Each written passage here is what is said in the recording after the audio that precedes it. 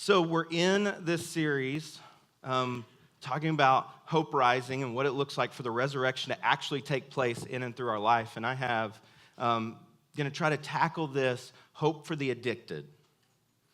A little over 7 years ago, I got a literal letter in the mail. So I had to open it and everything, which was weird. But I opened this letter, and it was a letter from a guy who had come to my church a few times and had been thrown into prison for a series of DWIs and a series of addicted-related things. And he said, here in a few months, I'll be getting out of prison, and just wanted you to know, just so you're aware of it, started talking to some of the leaders around me, and he said, they said, you should go down there, you should meet him when he comes out. And so I drove down to Huntsville. You're going to see a picture of just as I pulled up, I knew nothing of what to expect, nothing understood what is going to go on, what's this life, what's the experience, what's any of that. They put us in a little room, and we sat there for the next 4 to 6 hours while they slowly released people. And so in 4 to 6 hours in this room that probably should hold about 30 with about 60 people in it, you become really close to hearing all the conversations around you. And I began to hear story after story after story about why people were there and what they were experiencing. And as they let this one group of 12 guys come out, I saw this one man drop to his knees in the middle of the street and just screamed, "I'm free, I'm free, I'm free."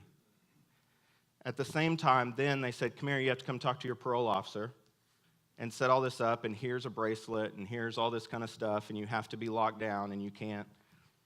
They had some people that came in and said, you're allowed to go, but in 2 hours you better check in Austin, and you better check in. And they had all of these rules and these restrictions. Well, at the same time, this one 16-year-old, I started having this conversation with him, and he started telling me that he had never met his dad, and he was coming because he knew his dad was getting out of jail, and he was so excited to come meet him because he wanted to tell him how horrible of a father he was. And this is what people are dealing with. This is where it's legally, you're free, but now there's restrictions. You're absolutely, nothing holds you back. You're no longer a prisoner, except for you're maybe a prisoner to your past. You may be a prisoner to your expectations. You may be a prisoner to your failures. You may be a prisoner to the things they still don't trust you with. All of these things. And as I begin to see this more and more and more and more, I realize this is the story of people that have been freed by the gospel but are still in an addicted world. Yes, I'm free, and yet I still feel like I'm living in prison. I still feel like I'm living in this restrictive environment. I still feel like I'm living in this world. And as I was standing there, the guy that I came to see, he comes out and we kind of make eye contact.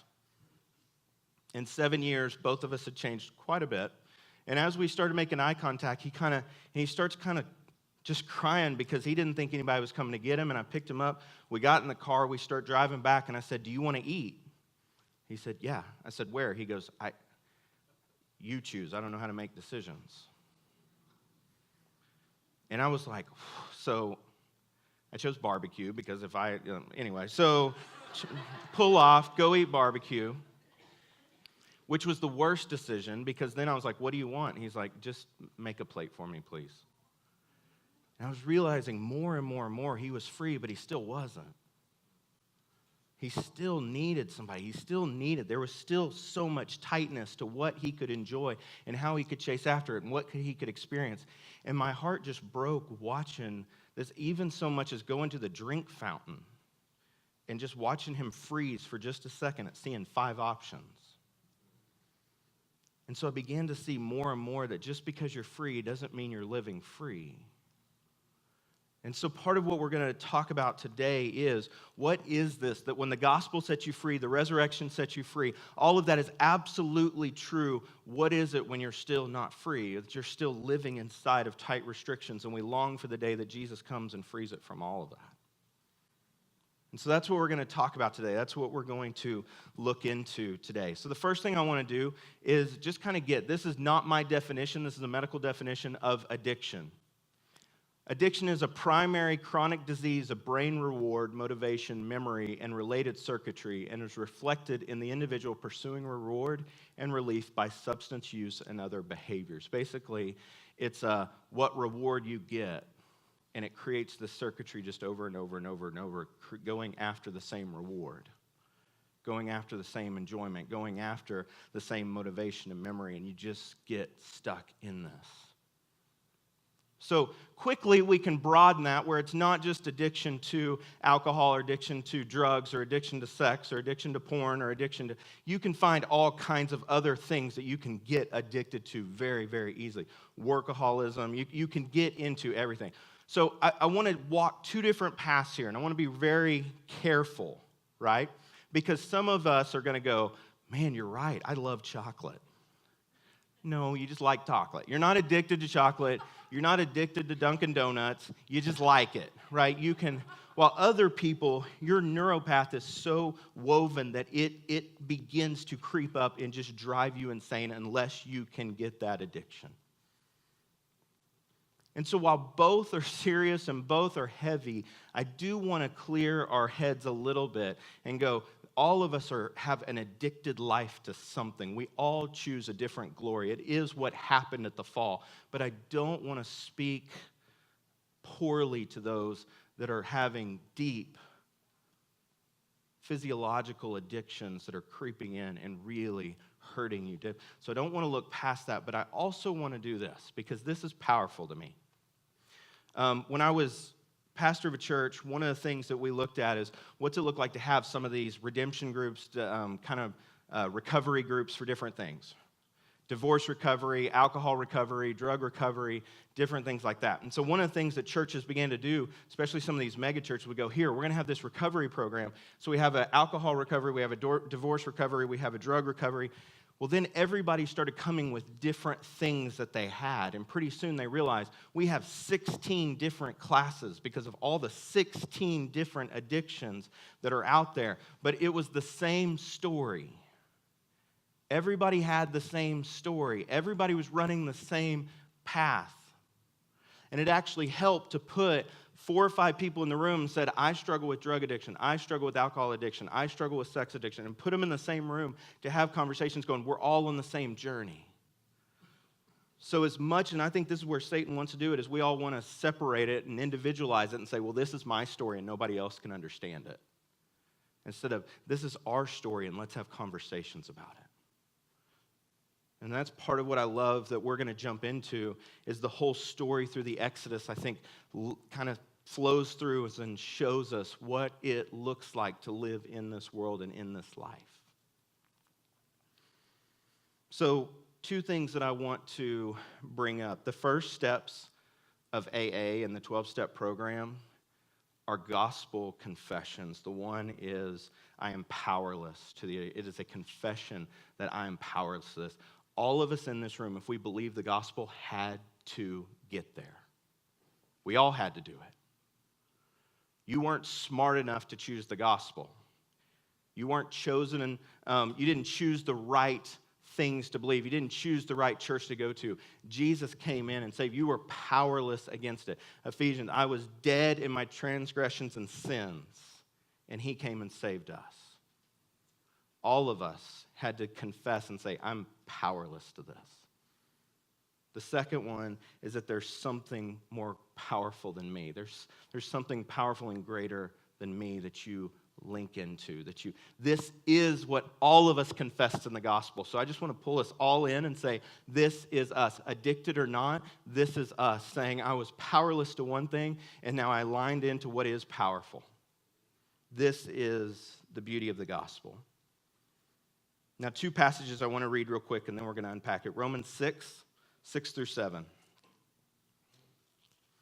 Romans 6 through 7 says, we know that our old self was crucified with him in order that the body of sin might be brought to nothing, so that we would no longer be enslaved to sin.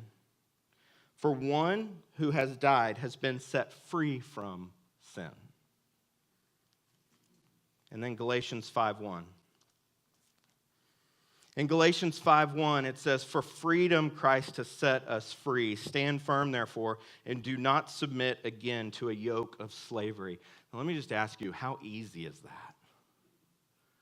Right? I mean, it's one thing to hear the gospel and to hear a statement and go, yes, and just to share it to everybody. But when you're stuck in addictive patterns, that's not easy. And you have two things. Either you can just fight it and argue it, or you just kind of dismiss it. Right? You go, there's no way that's true. That's true for some. It's not true for me. Or I'm not saved, I guess. And my heart hurts for people that are stuck in addiction because we fall into where we just say this stuff, and then what you end up going is, maybe I'm not saved because I don't feel free from the yoke of slavery. And we do people a big disservice by not speaking the gospel into them. And I think the story of Exodus actually takes that one verse, that one sentence, and spreads it out over hundreds of years and says, this is what that looks like. This is what that journey, there's what this one verse, this is what it looks like. And so that's what we're going to do today. We're going to look at the beautiful story of the Exodus and what Galatians 5:1 in all its truth and all its glory expanded out over 430 years of history actually looks like to walk it through.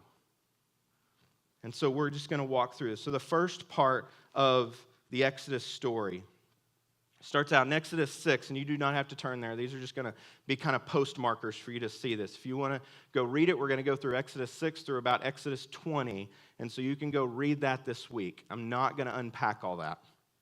But in Exodus 6, you have the Israelites in slavery. They'd been in slavery for a little over 430 years.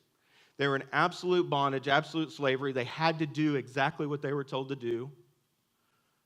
But let's be honest, they had good food. They had a place to sleep.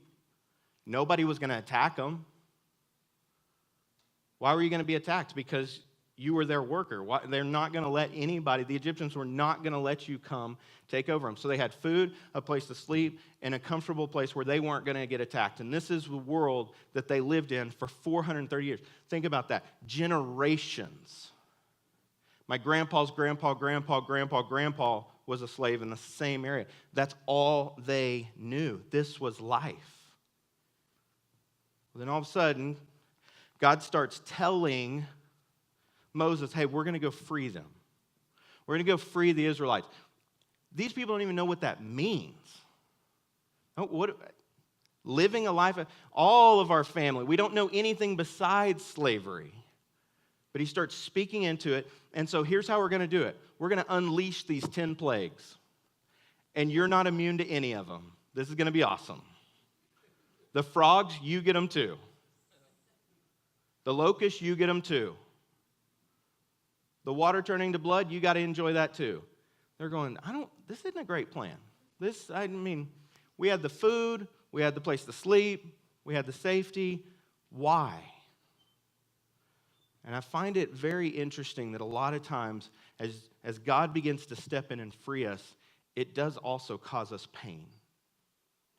As he begins to press in and free us, he doesn't say, hey, I'm going to unleash all of these plagues, but you guys aren't going to get touched by them. Just your enemy. Instead, you get it too. You're going to endure this too.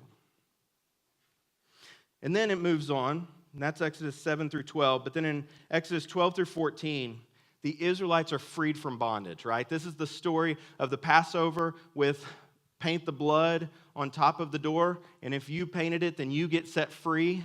And Pharaoh freed all the people and said, get out of here. I don't want to see you. And so he let all of the Israelites go.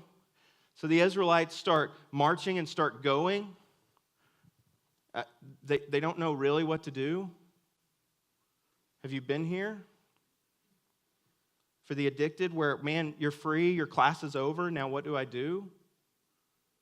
My 12 weeks is over, my 2-year sobriety test is over, and you're still stuck in this? And so they're trying to follow the leader, Moses. They're trying to speak into his life. They're trying to see where he's going. And then all of a sudden, Pharaoh decides, I made a mistake. I need to go get them. Right? And the enemy comes back. You said I was free.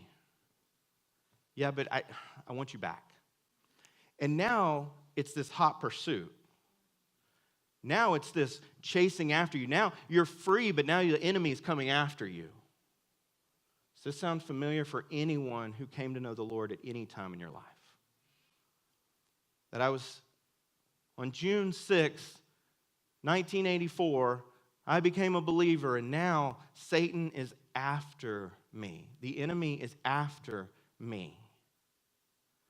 He wants to pull me back in, and this is one of the most powerful parts of this story, is that yes, they were free, but the enemy is still chasing after to get them. See, one of the things we have to realize is that bondage has layers. They were free.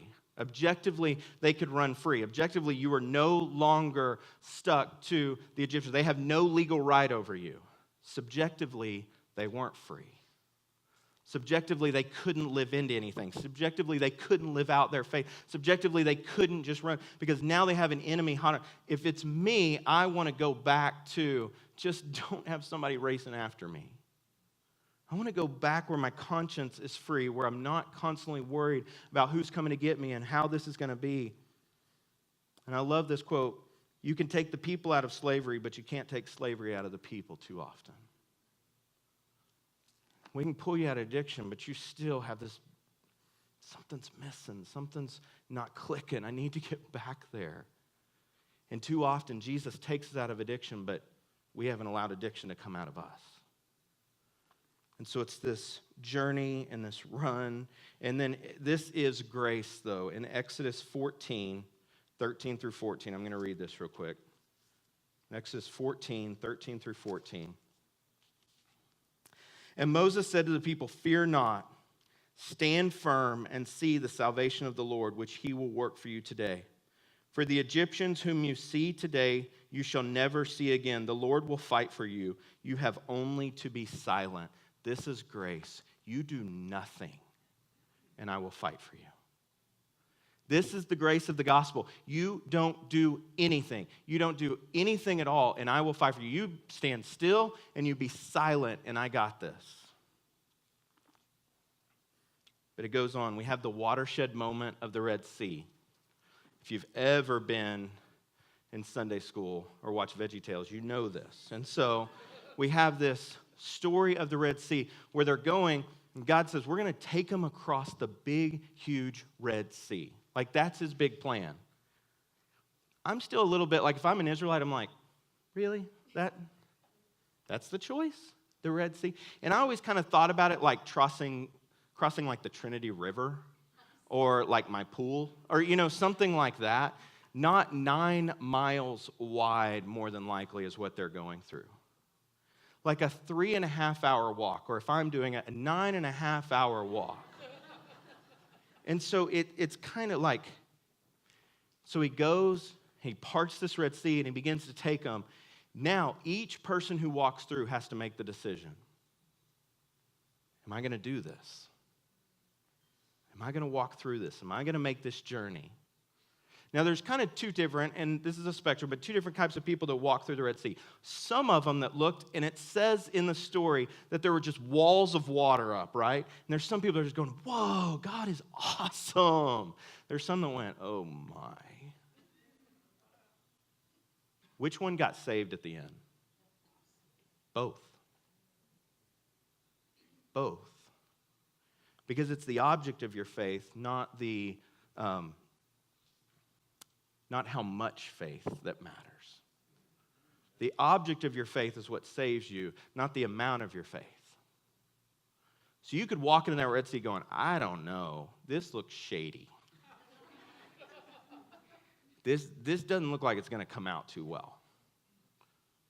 I'm still not sure who God's mad at. Remember back a few years ago, he sent all those plagues and we got them too? Just throwing it out there. I mean, that's me, right? Just letting y'all know. I don't swim well. And so they start walking and start going on this. And this is, in the Exodus story, it's showing us what it looks like for the resurrection, where he destroys the enemies and they come out of the water alive.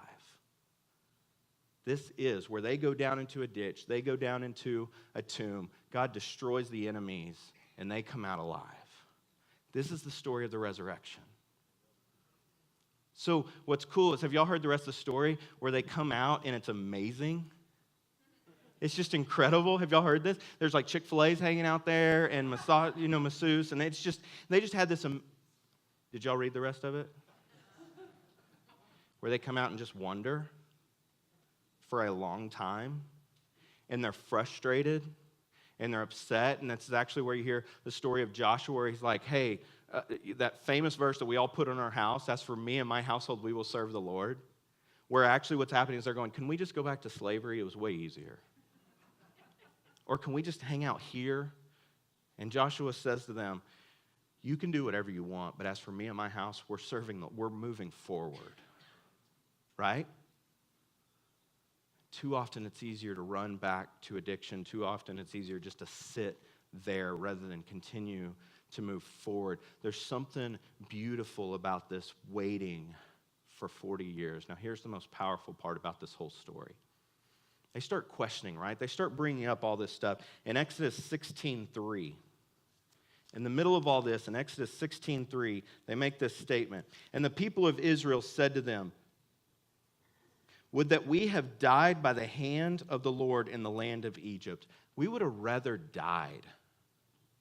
It would have been better just to die than have to deal with this. When we sat by the meat pots and ate bread to the full, for you have brought us out into this wilderness to kill this whole assembly with hunger. You ever been there? For those that have been in addiction, for those that have friends in addiction, for those that have families in addiction, you ever been there? Why don't you just kill me then rather than free me and make me live like this? It's powerful.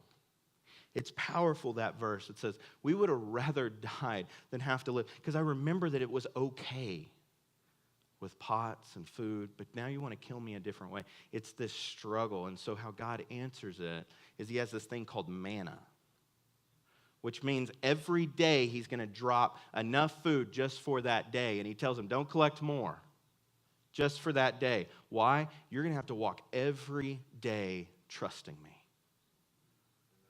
You're not going to be able to store it up and go, cool, I got 3 months worth. God, if you don't show up, we're fine. Every day we have to have it. Let me tell you about the community around them. I guarantee you they had to go, dude, remind me today because I'm about to grab a little bit more. I'm about to grab just enough for a snack late at night. I'm going to grab a few more of these. Don't do it. He's been faithful. Don't do it. Remember the Red Sea. Don't do it. Remember the plagues. Don't do it. Reminding him. And this is where they come around in community and have to push them through, because by yourself, you will not accomplish it. By yourself, you always load up on manna. In community, you trust it. In community, you trust it. This is why, and it reflects back in the Lord's Prayer, he says, give us this day our daily bread. Give us this day our manna. Because if you, a friend, a family member, are in addiction, you just need that day. You just need that day. I've shared this story before where it really is coming alongside of people and just living and loving and hanging out with them just for that day. I had a friend that was deeply struggling with addiction to some pretty powerful drugs. And he texted a friend of mine and said, man, I'm struggling today. And immediately that friend went over there and said, I'm staying the night at your house. Manna, I need you for this day. We got it. We're going to be around. We're in community. We're pushing through. And then the last thing is that he points to the hope of the promised land. One day it will get better. You know what keeps you knowing the hope of the promised land? It's manna. Manna is what keeps you knowing the promised land's going to be there. Manna is what pushes you into this. It's a powerful, powerful story. I want to jump down 1 Corinthians 15, if you will. Turn to 1 Corinthians 15. 1 Corinthians 15, so now I'm going to give another verse that reflects what we just ran through in the story of the Exodus. 1 Corinthians 15 says this, 1 through 2. Now I would remind you, brothers, of the gospel I preached to you, which you received, in which you stand, and by which you are being saved, if you hold fast to the word I preached to you, unless you believed in vain.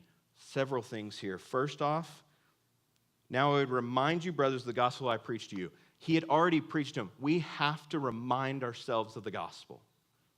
We don't move past the gospel. We never progress past the gospel. The gospel is in first grade, and then everything else is after that. We remind ourselves, he's already told them the gospel, and I'm going to have to remind you of the gospel. We have to continue telling ourselves of the gospel. And we preach the gospel to ourselves. And if we don't wake up and preach the gospel to ourselves, and preach the gospel to our kids, and preach the gospel to our wives, and then get in the car to head to work and preach the gospel to myself in the car, and then at lunch preach the gospel to myself, we are going to miss it. Martin Luther says, I preach the gospel to myself every day because I forget the gospel every day. It's a powerful thing to see. What does it look like? To remind you that they've already been told, but you need to be taught and pushed and prodded with the hope and the beauty of the gospel. And then he goes on, in which you received and in which you stand, and then in which you are still being saved. Right? What he's saying is, don't forget the Red Sea, don't forget the plagues, don't forget the manna too. We're not there yet. We're not there yet. Don't give up. Don't lose hope. We say it in the gospel confession that we have been saved from the penalty of sin. We are being saved from the power of sin. And one day we will be saved from the presence of sin, meaning this addiction will no longer control you. This addiction will no longer be on the front of your mind. This addiction will no longer be your past. This addiction will no longer be what you have to struggle with your friends. God is doing it. He's moving. He's pressing you. And it's a beautiful, beautiful, beautiful thing. Let me tell you why this is so powerful, because there's 3 people in this room. One are people that you're either stuck in addiction or you've been stuck in addiction, and you know that world way too often, and this is way too painful to hear. 2 is that you have family or friends or relatives or loved ones around you, and you're trying to figure out, how do I continue to be there with them? How do I continue? And it's struggle because, man, is this just inside of them, or is this a choice? And you're struggling with even how to speak life into them, speak the world into them, speak the gospel into them, give them hope, right? And then there's some of us in this room that don't have a clue what to do with this. I don't really know anybody. I don't really feel that. I don't know how to speak into it. So I want to clearly speak into the first 2 first, and then we'll handle the third one. Some of us in this room, we have to learn to live on manna first and foremost. Living on manna means we don't just go heaven, heaven, heaven, heaven, heaven, and just continue to promised land, right? That's not what living on manna means. Living on manna means God showing up every day. He's present every day. He's faithful every day in the smallest of ways. And so part of this journey is realizing, how is God showing up every day in the smallest way? A text from a friend, manna. A prayer written to you, manna. I didn't fight the addiction for an hour, manna. What is it that God is showing you? I'm still for you. I haven't quit on you. I'm not leaving you. For those around them, speak manna to them. Remember when God did this? Remember when God was faithful here? Remember when this happened? You start speaking that into them. It's one of the most powerful things to begin to see this. And then lastly, I'm going to say this. Give grace. Give grace to people. Give grace as we run this journey. The beauty of 1 Corinthians 15 is that you are being saved. Nobody has made it to the end yet. Nobody has made it into perfection yet. Nobody's chilling out in the promised land going, it's really good over here. I'm really good at this. So as good as some of the people look that you in the addicted world or non-addicted world are looking at them going, it looks like they have it all together. They don't either. They don't. They're struggling with all kinds of other stuff. They're getting their kicks on how many likes show up on Facebook. They're getting their kicks if their political guy got into office. They're getting their, whatever it is, that all of us are searching for that. We are all still being saved. So I want to take that loneliness, the soloness, all of that you feel that I'm one of the only ones battling this, going, we're all in this together. It just looks differently. The fact of the matter is my addiction may just look cleaner than yours to the world's eyes, and I'm still addicted, and I'm still struggling, and I'm still trying to figure this out, and I still want the approval of man, and I still need other people to affirm me, and I still need whatever it is. While that may look better, I'm right there with you. I'm still being saved. Let's pray.